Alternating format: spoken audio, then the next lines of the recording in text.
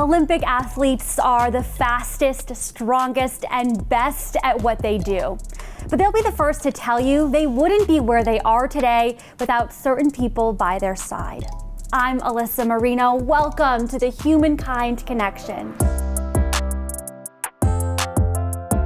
Today, we'll talk to gymnastics legend Simone Biles and the people who made it all possible. Plus, meet a fencer who credits his mom's big dreams for taking him from Jamaica, Queens, New York, all the way to Tokyo. And a BMX rider whose dreams are greater than gold. But first, Kyra CONDE is climbing to new heights with her first appearance at the Olympics this year. But she says that she couldn't have gotten this far without the support she's had along the way. Kyra CONDE's journey to the Olympics has literally been an uphill climb. It's the first time that climbing will be in the Olympics. I think we're really setting the stage for what Olympic climbing will be. And so it really excites me that kids who are growing up climbing now can look up to us and have that dream. Kyra's dream began by chance. I started climbing actually at a birthday party when I was about 10 years old at the local gym, but I had been climbing on everything like my whole life. Yeah, Kyra has just got an amazing spirit. She was climbing out of the crib early, she was climbing trees, she was climbing on top of the refrigerator, she was just always on top of play structures. I was totally in heaven because I was already climbing everything in sight anyway, and so like a gym where you were supposed to climb the walls was honestly made perfectly for me. It wasn't long before Kyra began to see some success.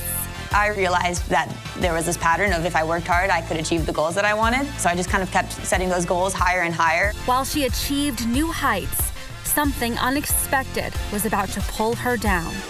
I had been climbing pretty competitively for about 2 years, and during the last year of that, I was getting really bad back pain. Wasn't sure what it was, and it's pretty uncommon for 12-year-old girls to have really bad back pain and be complaining about their back all the time. She was climbing so intensely, I thought it was just normal, soreness. Went to the doctor, got an x-ray, and it was really severe right away. We was like, yeah, you definitely have scoliosis. It brought me to tears. Of course, Kyra's worried about when she's going to get to climb again. The first doctor was like, you might not climb, and that was just not acceptable. We found a surgeon who told me that I would be back climbing and that there was no question in his mind that I would be on top of the podium at some point, and to send him a picture when I was. After the surgery, she was determined to make it out of the hospital faster than anybody else that has ever had that surgery. So there's this photo of me at the gym in a bathrobe with my team, actually, because the children's hospital where I got my surgery was less than 5 minutes away from the climbing gym where I started climbing. And so when I got out, it happened to be the same day as team practice, around the same time when team was practicing, so I went straight to the gym. After surgery, Kyra went back to competition and her star began to rise even faster. So this is a little glimpse into Kyra's room growing up, and you can again see how much climbing was a part of her life. Whenever she won a medal at one of the competitions, she hung them up here. All the blues are her first place. You can see some of the smaller ones are more local comps, up to the big ones, which are the national comps. Another thing Kyra liked to do was every time she was in a competition, you get a bib that you have to wear on your back so the judges can identify you.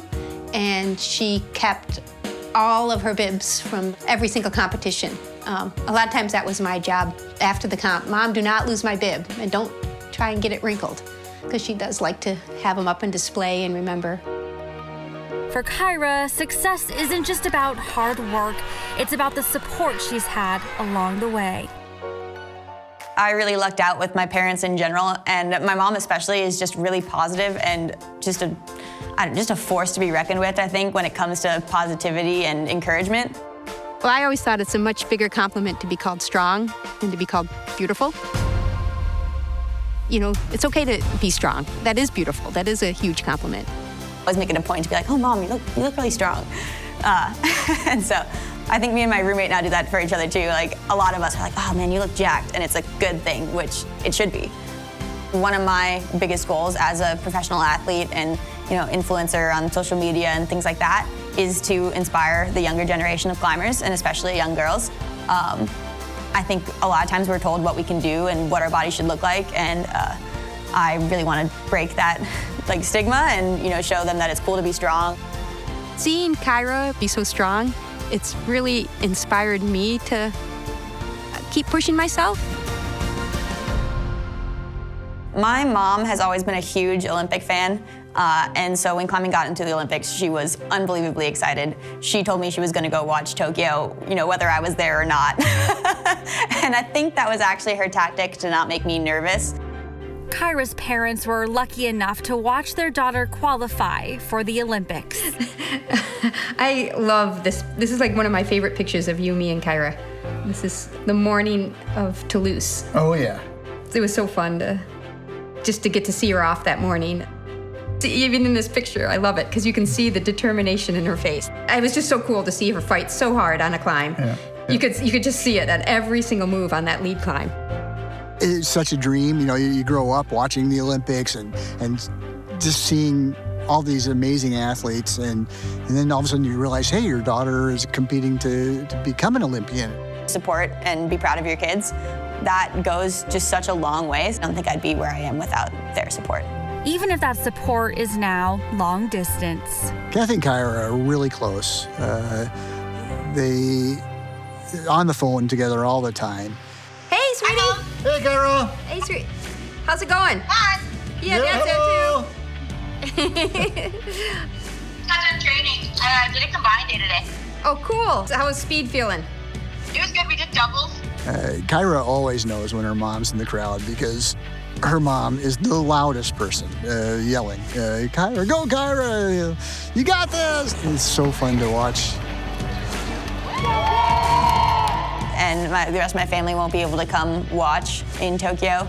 But I know some part of her is still kind of hoping that she's gonna find some loophole so that she can come watch in person.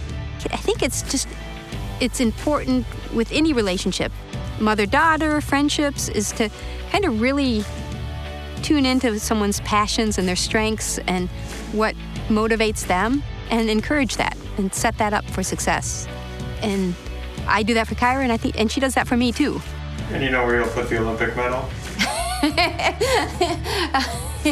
Yeah, that one, I don't know, these might have to all come down if there's an Olympic medal up there.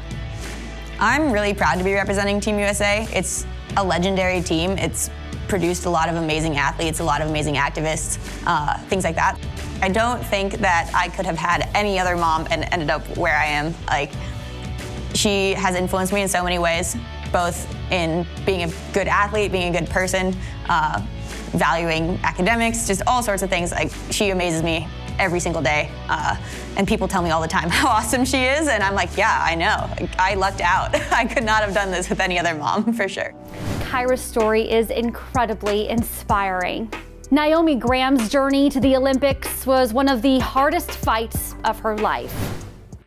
Just a few years ago, Naomi was homeless. Her first step out of that was to join the Army. That's where she found her way to boxing. And her coach, Sergeant First Class Christopher Downs. When I was stationed at Fort Carson, Colorado, I actually saw the building for soldier athletes to compete on the international level. She's real dedicated to being a team player. She don't cut corners. She loves to do the difficult stuff, the challenging stuff that's gonna make her better. If I had 20 more like her, I'd be really, really, really happy. The Army value that sticks out to me the most in the boxing ring is honor. It's an honor to serve the Army and represent the Army on the biggest stage possible, because I know it wasn't given. Naomi says her story is proof that you can come from any background and still accomplish great things, even becoming an Olympian. Hannah Roberts is taking her high-flying talents to the Olympics. She is the first female in BMX freestyle to qualify for the Games. Her love for the sport spans more than a decade. She met legendary BMX biker and now coach Ryan Nyquist while out doing what she loves. As Hannah's coach, I take credit for that 100%. Hannah is a dream athlete to coach. She's motivated, she's focused, not to mention just insanely talented. I've come across many, many athletes, but none that has her drive. There's times where I doubt myself, and Ryan knows that I can do it. Cool. Yeah. Hearing those words and like getting advice from somebody, especially, you know, a legend, it's taken me pretty far.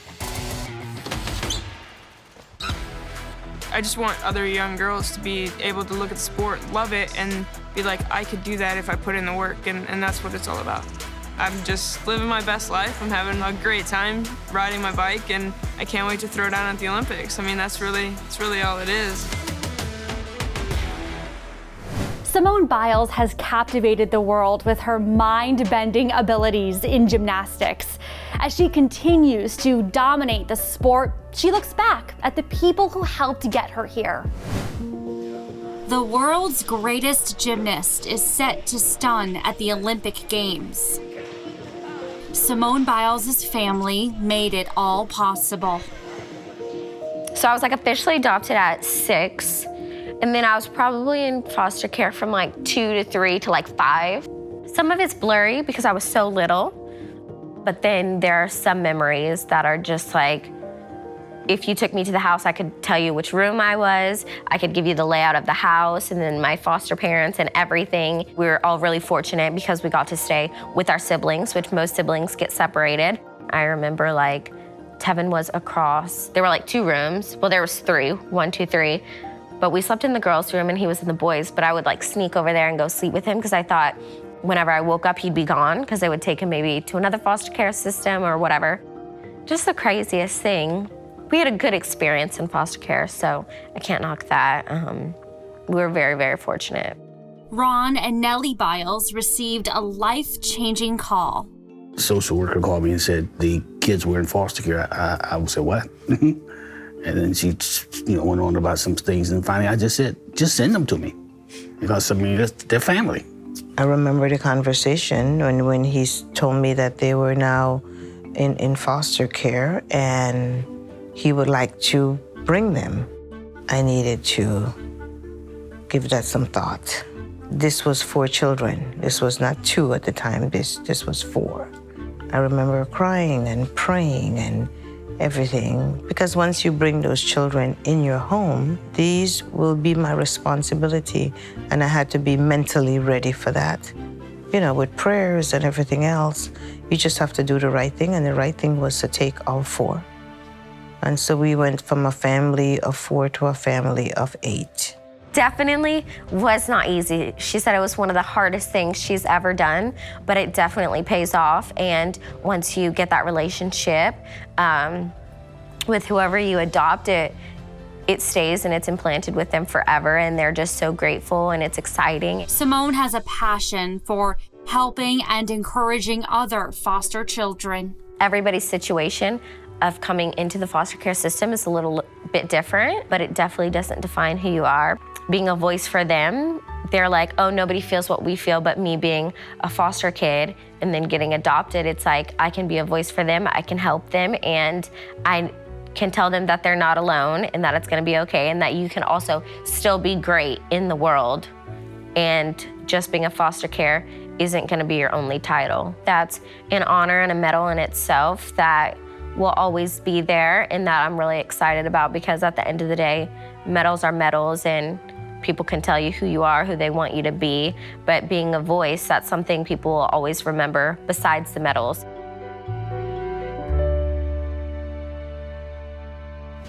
Simone's resilience is inspiring to so many, and like everyone else, I'm looking forward to watching her in Tokyo. Anastasia Poggionas is representing Team USA in Paralympic swimming.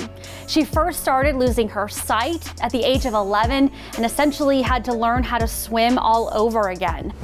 I had to pretty much learn how to swim all over again. Everything's different. It's how you stay straight in the pool, how you're gonna push off without going into the other lane, how you're gonna dive and stay steady on the block, how you're not gonna crash into the wall. Her coach, Mark Dannon, hadn't taught someone with a visual impairment before, but he was willing to try. He actually put blackout goggles on himself and tried to swim the way that I swim. She also counts her guide dog Radar as part of her winning team.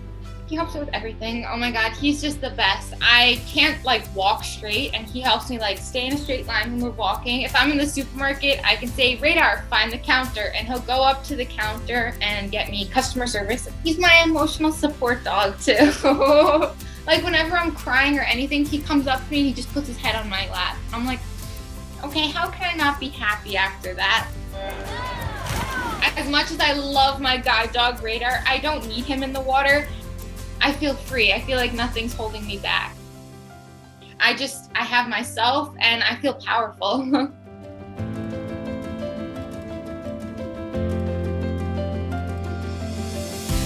For Curtis McDowell, resilience is a word you could use to define his life. He's on the Olympic fencing team, and he couldn't have made it here without his mother, Demetria. Team USA fencer Curtis McDowell hasn't been traveling the road to the Olympics by himself. His mother, Demetria, and his fencing mom, Lindsay, have been by his side. I'll be competing in the men's épée event, individual and team, at the Tokyo Olympic Games. Épée is one of the 3 weapons in fencing. There are 3 weapons, foil, saber, and épée. Each one has very different rules and different approaches. Curtis's mother, Demetria, learned about fencing when her son was 12. My mother introduced me to the sport. She took me to the Peter Westbrook Foundation. Olympian Peter Westbrook brought fencing to kids in the New York City area. I was like, oh, this is very interesting. So once I saw that, and I started doing some research on how could I get Curtis involved in it. The Peter Westbrook Foundation, we've been operating for over 30 years. Our objective, our mission is to serve inner city kids. We introduce them to the sport of fencing. We show them how to overcome all obstacles and become great. I just didn't want him to do the basic thing that they would say that a young black boy would do. I just thought it would just bring him more opportunities. I have to give all credit to my mother for even having the creativity to find a sport like that and find the right environment for me to be in that world. Curtis's mother, Demetria, is a deputy warden at Rikers Island Jail Complex in New York. You know, a 5'2" woman working in one of the most dangerous jails in America. Yeah, she's incredibly strong, but also incredibly graceful as well. Working at Rikers Island, it brought me a whole new perspective on what kind of mother I wanted to be, and I didn't want to see my child locked up. She really helped give me the psychology I needed for the type of grueling competition it takes to really do a sport like this. Épée is really unique. You would hear people call it physical chess. It's a sport that's really so psychological. And your physical obviously comes into play, but not as much as your technical abilities and your mental skills. So it was a struggle because I was working, of course, and the fencing equipment was expensive. Just one blade is like $250. So if Curtis broke a blade while he was, practicing, it's like, oh my God, he needs it for a competition. So, it was certain things that I had to just sacrifice. With work and raising 2 boys on her own, Demetria found help through a fellow mother. I am there to support Curtis. I didn't see this big dream because, I wasn't the fencing mom. Lindsay was the fencing mom. She understood the ins and outs of the fencing and things like that. Lindsay Cotter is my second mother. My mom calls her my fencing mom. She was really the person my mother could trust to really watch after me. Because my mom was working like all day, 12-hour shifts. And that's not including the overtime. I met Curtis through my son. It turned out we lived in the same neighborhood, and when my son joined PWF and he saw all the black and brown faces that he didn't see anywhere else, it added another dimension. We met because of fencing, but our relationship and the things that we've done together have all been about the person and not about the sport. She was always there for Curtis. When you're at those competitions and, it's not a lot of black boys there, sometimes it becomes intimidating or whatever. So when you have people that's familiar, that's around and they're rooting for you, it just puts you at a little bit of ease. I could cry. I can't even tell you how I'm proud of all of them because I know how hard it is. And I know how hard it is to actually not just have a dream, but to see that dream come to fruition and still be humble and to still understand that, I didn't get here by myself. Lindsay really was integral to getting me to competitions, making sure I, ate at competitions, and I could not have been here without her. So to include my mom, it was like, well, I have to include Lindsay too, that's my other mom. So it's an honor and privilege to be part of Team USA, to be part of the strongest quadrant going to the Olympics, and being on that team, I think it's going to be one of the most incredible feelings. I'm really experiencing that. Besides winning gold at the Olympic Games, Curtis has big dreams for his legacy. I hope to get a glimpse at the personality behind the mask, if you will. Because we're talking about winning teams, that you could see that some of the most unlikely things can happen from the most unlikely places.